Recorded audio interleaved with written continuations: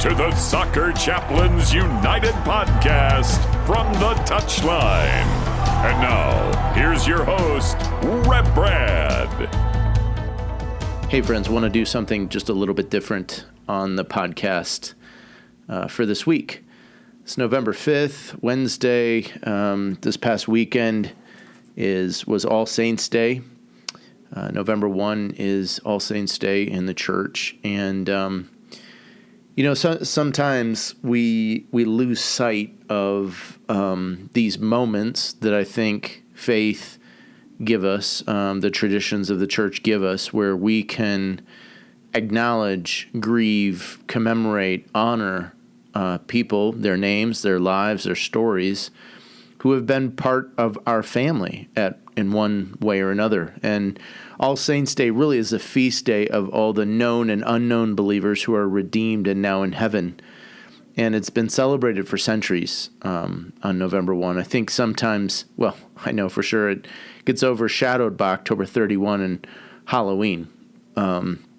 We put more time, attention, and money into celebrating that day, and we kind of overlook. So what happens in the church, though, is that we typically take the Sunday closest to November 1, and it's a time to remember the lives of the people that have gone before. Many churches will celebrate church members who have died the previous year up to that point.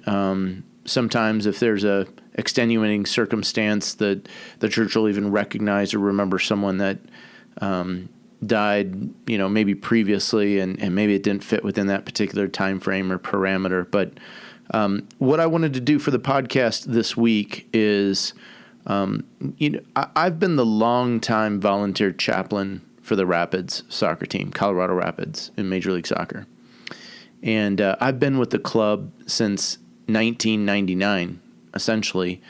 3 years, for 3 seasons, I was a PR manager, assistant, and all those things for a number of seasons, 3 seasons.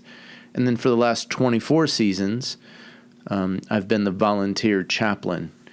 And when you're around any sort of organization, club, entity for that amount of time, you have losses. You have people that come to know, and they pass away or something happens, and many of them maybe have moved on. Maybe they weren't exactly right working with or at the club at the time that they died. But these are people you journey with, and people whose stories you become familiar with. And so when we lose those people, there's a sadness that happens. There's something that's missing. I'm reminded of the words of Psalm 116, verse 15. It says, "Precious in the sight of the Lord is the death of his saints." And what that means really is that God himself is watchful over everyone, all of his children in that sense. And especially precious to him are those who are believers, those who have come into relationship with him through the death and resurrection of Jesus. And so in that there's this community, this family, and God cares about each one of those members of his family, and especially precious to him are those who have walked and been in relationship with him. So, I think in relation to All Saints Day happening, and in relation to my own work and role, and I think maybe part of my motivation for today is to set an example, because I think that in your life and in mine, we need moments when we stop, we remember, and we recognize losses that we've had, people that we've loved that have died. And I wanted to take time to do that today. So this is going to be very Rapids-centric. And maybe this is just a podcast for me, and that's okay. But maybe out of it, you glean something, you learn something. Maybe you do this work for yourself. I took some time today to just go back through the names and the people that I've encountered specifically around my role and my role with the club as a volunteer chaplain and as a staffer. It's not a super long list, but I have stories with many of these people. I have moments with these people. And what I want to do is I just want to go through and tell you about these people, maybe a little bit of how I knew them. Nothing that would be shaming or giving away privacy or anything like that. But just to say, like, this is, for me, this was my experience of them and my time with them, maybe a short story. I don't even know how long this will be. That's not important, but I think in sort of this mode of remembering people within our community that have died, that God holds precious, their lives, I think this is an important thing. So maybe we call this the All Saints Day podcast, the All Rapids Saints Day podcast. I don't know how you would phrase it. I don't even know how I'm going to title it, but I have a list, and I just want to go through some of these folks, some of these names, and share with them. First name, which, again, it might not seem very connected, but here in Colorado, people will know the name of Kelvin Norman.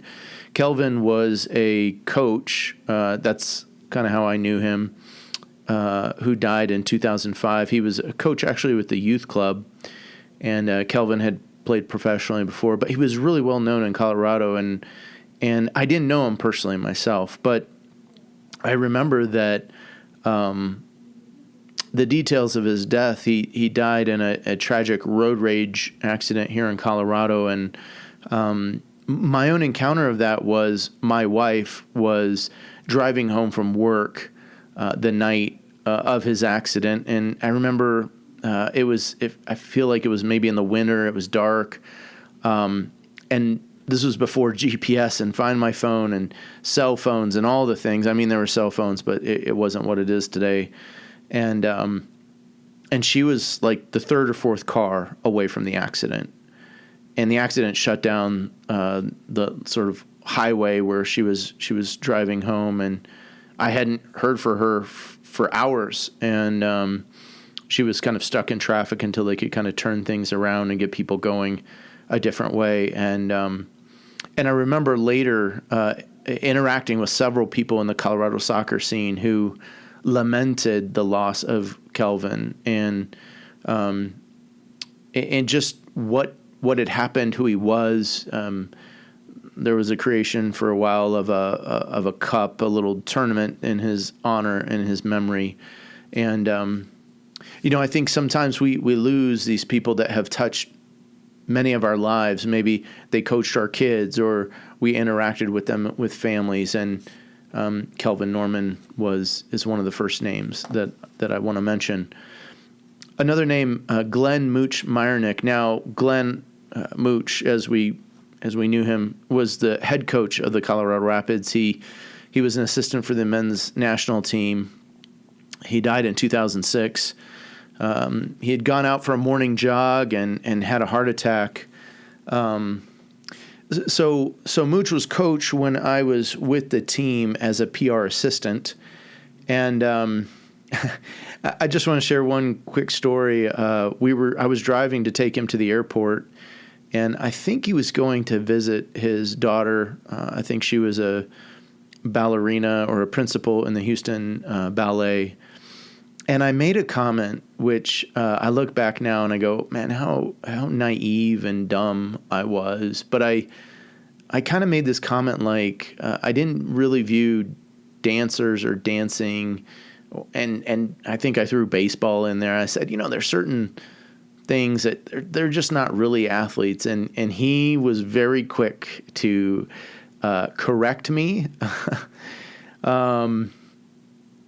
Yeah, I remember that. That was a long car ride. I felt afterwards there wasn't necessarily an awkward silence, but he definitely set me straight and helped me to see. And what I saw in that moment was a father who really valued his daughter.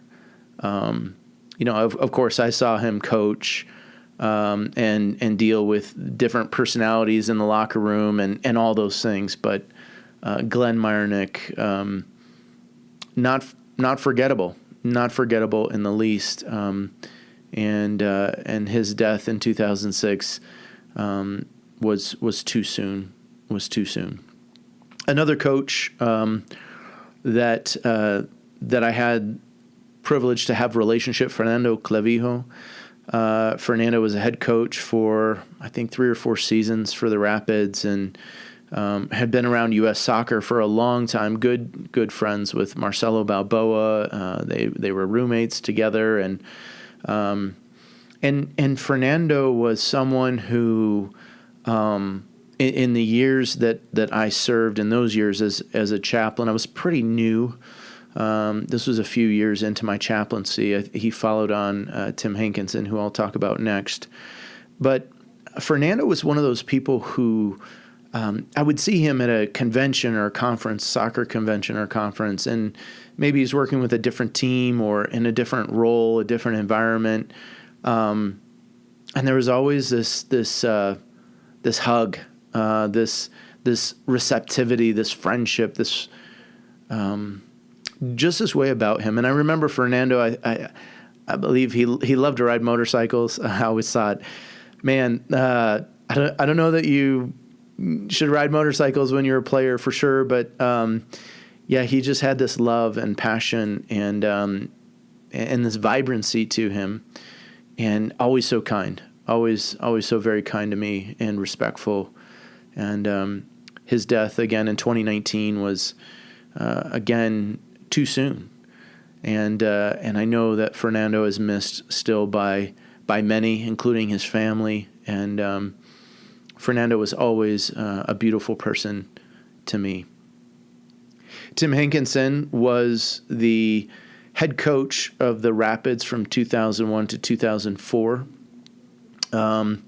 He was the chaplain. I actually introduced him to the media. I had, in my time with the Rapids, I became the PR manager towards the end, an interim manager for a number of months. So I introduced Tim to the media, local media here in Denver. And then it was 2001, later in the year. I had left the team. I had gone to Denver Seminary, started my theological training, and ran into Tim in a restaurant in December of 2001. And of course, that season had been shortened by the 9/11 attacks. And he asked me, "What are you doing?" And I said, "I'm in seminary now." And he said, "Oh, you should help our chaplain. You should work with him." And Tim had brought in someone to work with the players and be available to them as chaplain. And Tim really, for those first few years, now it came to pass in 2002, just as the start of it, that chaplain left. And so here was this really neat opportunity for me to return to the team as a volunteer chaplain. I've told that story, I think, to many people. But Tim was wonderful. He would, I don't do this today, he would bring me even into the huddle before the match, and he said, "Oh, Rev, give us a prayer." And you just kind of realize in those moments that guys kind of need to be fired up, and there's only so many fire up prayers that you can pray sometimes. But Tim would be one of those people to just kind of really make it known. Faith was important to him, and he wanted it to be important to others as well. And Tim had a battle with cancer that lasted a number of years, but again, to his death in 2022, only 67, just felt like it came too soon. It was his life too short, and he had a coaching career that spanned so much of the globe. But Tim, I miss my dear friend Tim. Colin Clark was a player for the Rapids. He died young at 35, heart attack. I had the privilege and honor of doing Colin's memorial service at Dick's Sporting Goods Park. I think we had some 500 people gathered, former teammates and coaches. Those that couldn't come, that September of 2019, when we had the service, many gave video messages and comments, and several of them showed up for the service and gave words and attributes. And recently I heard a story of Colin's son. He was playing for another Rapids staffer for his youth team, and someone pointed out to him, "Hey, this is Colin Clark's son." And the coach hadn't known it, the Rapids staffer, and was just amazed, and finally went up to him and was like, "Hey, your dad, Colin Clark, like I've heard about him so much, like almost every day, like someone tells me a story about your father and the player that he was and the person that he was." And that was true of Colin in the years that he played for the Rapids from 2006 to 2010. He was one of the lights in the locker room. He was one of the guys to bring a smile to the face. He would head up the fantasy football. He would sometimes we'd get a short chat before a match or after a training session, and Colin Clark was just I feel really sad that we lost him at such a young age. That same year, and just a few days before Colin died, Junior Agogo had played with us with the Rapids for a number of years, died in London. He was only 40 years old. Junior was from Ghana, had grown up, though, in the UK. And Junior was one of those guys who would always, he had fun.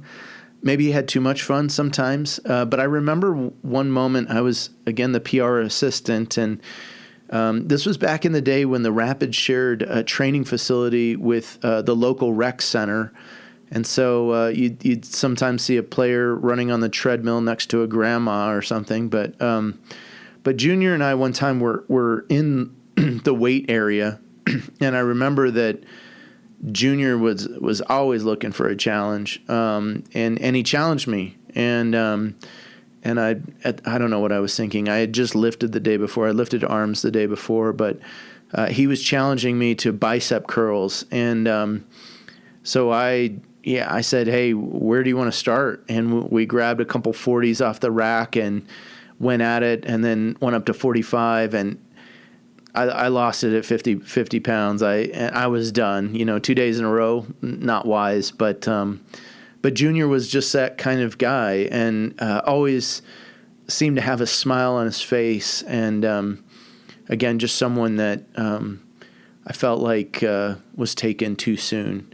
And I pray for Junior's family back in the UK, and I know how hard it is for him to come here and just try to work it out. I remember too, he was one of the speediest players in the beginning. Like, teams really struggled to figure out his speed, and it was just a delight to watch him run on that field and score goals the way that he did.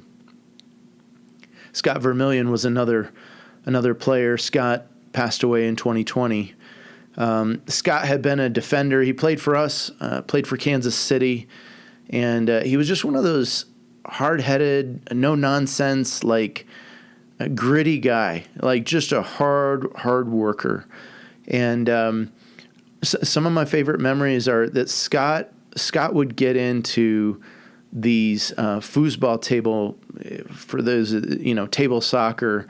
He'd get into these matches post-training with a couple of guys, and he would just light guys up. He would wind them up with his banter, and Scott went on.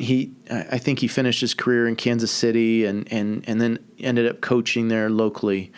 But Scott is another guy that just too soon, age 44, and was diagnosed with CTE after he had died, and I just Scott's one of those guys that I pray for his kids. I pray for his family, because I know it's still hard. Even these 5 years later, the loss is deep and it's real. Not only players and coaches are part of the Rapids family, but there's been others that have passed away, and Marissa Coliano was the community relations. Well, she was the community relations manager for the Rapids, and so what that role involved was getting players to go make appearances at schools and do autographs and other front-facing things for the team to kind of be present in the community. And she died really young, 32. She died in 2012. And I one of my favorite memories was Marissa went out one time, and I had the privilege to go out with our coaches at the time and play a round of golf, and Marissa was with us as well. So there were. It made up this kind of weird foursome, the chaplain, the community relations gal, and then two of the coaches. And Marissa she wouldn't back down from a challenge. I remember too, she was a big time Cubs fan, and the Cubs at that point had not won the World Series. So there was always this, like every year there was always this hope, and then always this disappointment. But Marissa was just a beautiful gal, and the Rapids have found a few ways to commemorate her life. The league itself names their Community Relations Award. They've named it after her because of her time and years of service and the ways that she just served the Rapids and the community well. 2013 was hard. We lost the daughter of Jaime Rojas. Jaime was our athletic trainer.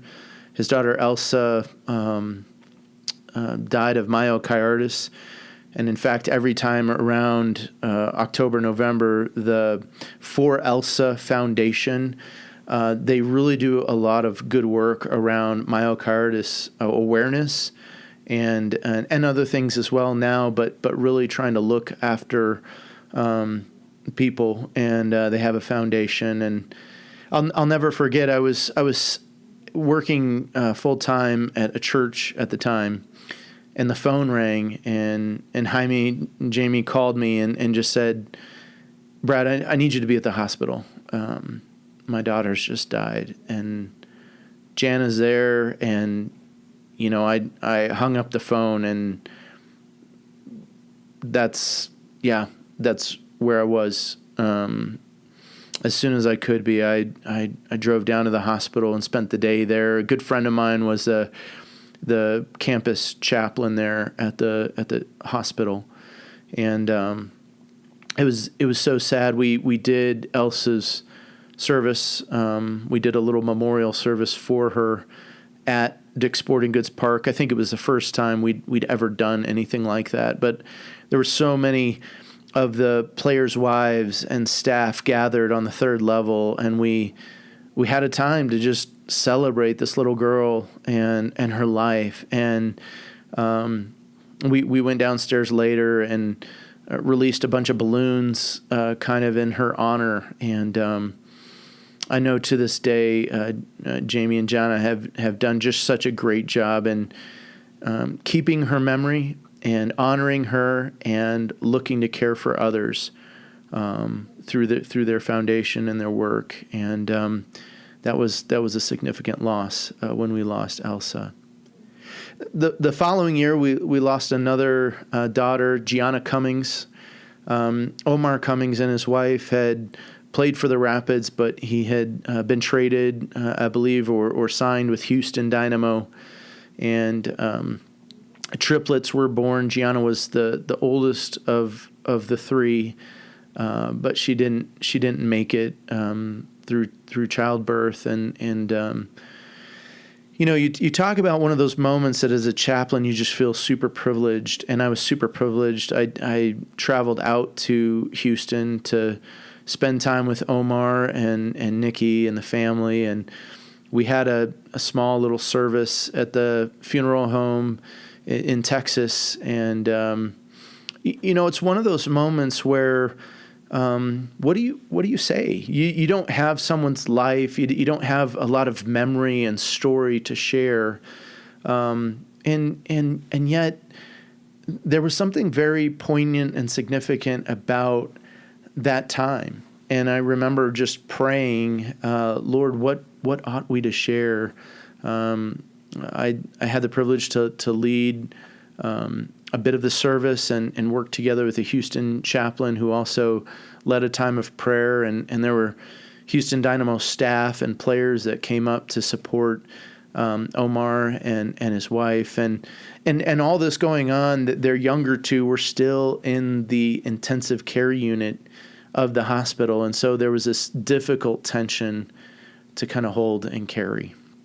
But Gianna and losing her, I mean, you're part of the Rapids family, and that extends beyond geographies and time zones and other kinds of boundaries and badges. It just there's a sense in which we've lost a special one, and for me, Gianna's loss is really significant. She and her siblings were born on the same day that my oldest daughter was born, August 17, and so it's firmly fixed. Every August 17, there's a celebration of my own daughter, but also a reminder of our loss of Gianna, and I pray and hope and know that one day I'm going to meet a really special girl in heaven, and she's going to introduce herself, and I'm going to be blown away. I just know it.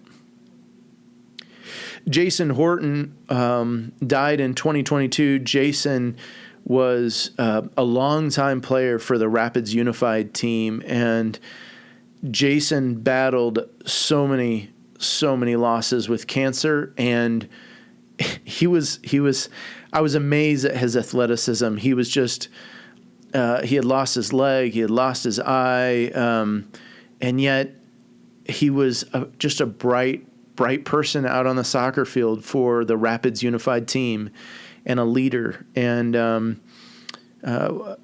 in similar fashion, so Jason died in 2022, and this was after COVID and kind of after the year after COVID, but it kind of felt like if we've done a memorial service for Colin in 2019, we ought to do one for Jason as well. And I remember the community came out, and we had a few hundred in the stands, and Jason's family, and it was just a moment to remember him, to remember his life, to see the videos of times when he was playing, and to just remember the times and the things that he struggled with and battled through, and the way that he was. And the family invited me to do a private or a more intimate family ceremony later, but Jason Horton, certainly remembering his life, the way that he battled, and the way that he stood strong in so many ways in the midst of facing that battle with cancer. Martin Bravo was a player who played in the Colorado Rapids Academy, died just this year. Just a little bit more than a month ago. He was. I remember him. He was in the academy, and I would have a little bit of interaction with the academy back in the time that he played. We would do these life skill sessions, and he was just one of those joyful guys that would joke around with his teammates, and I think he knew that he was gifted and special. And he would just be unique to his team. I remember him with smiles. I remember him. The picture that I have is a younger picture than, and it's been a few years since he was in the academy. So sometimes in my own mind, it kind of I freeze frame what these young guys look like. But Martin was one of those special guys who, I think just in his love of soccer and life and familia, like he was just one of those special young guys. And I pray for his family, especially as this loss is really recent and really hurting and hard. David Murguia and Diego Rubio, two teammates. They were youth players. They played for Real Colorado, which is a youth club here, but they were also part of the Rapids youth soccer club for a while. And so, again, it's just this tight-knit family and community. And they died in a car accident on the highway here in Denver just this past September. And two young guys that only age 13, and my prayers are with their families as they grieve and go through the losses that they and their families have encountered. Two other names that I want to mention just in closing here, and these are names that you would go, yeah, really, Rev, but I think until you work in this kind of environment, you don't really understand the sense of community that exists. But, one guy, I didn't really know him, Kyle Spiller. He was he did part-time statistics for the Rapids, and he was part of our operations staff on game days, and not a really well-known figure to myself. I do try to interact with staff a lot on game days, match days, and that's typically when he would be at the stadium. And I remember seeing him around here and there. And again, just someone, he died in 21, died of COVID complications. And Kyle as he was known to people though, he was just this affable person.